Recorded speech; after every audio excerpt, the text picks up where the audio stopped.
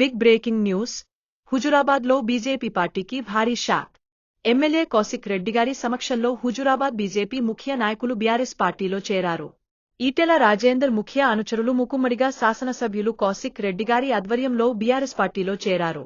హుజురాబాద్ రాజకీయాల్లో మరో మలుపు నమోదైంది.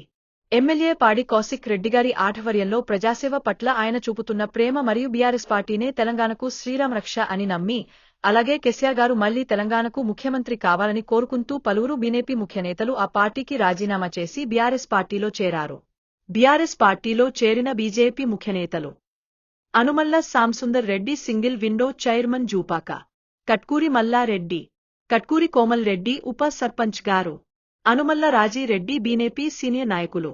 ఈ సందర్భంగా బీజేపీలో చేరిన ముఖ్యనేతలు మాట్లాడుతూ, భాజపా పార్టీ ప్రజల కోసం ఏం చేయలేకపోయింది.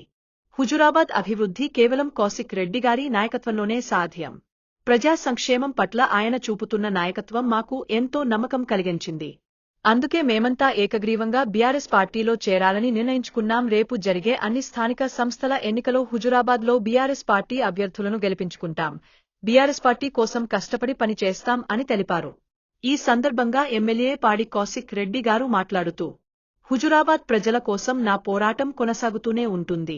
బీఆర్ఎస్ పార్టీలో చేరిన నాయకులకు శుభాకాంక్షలు తెలుపుతూ అందరం కలిసి స్థానిక సంస్థలో హుజురాబాద్లో గులాబీ జెండా ఎగరవేస్తాం అని తెలిపారు. బీఆర్ఎస్ పార్టీ శక్తి మరింతగా పెరిగా ప్రజా ఆశయాలు నెరవేరే దిశలో ముందుకు సాగుతుంది అని అన్నారు.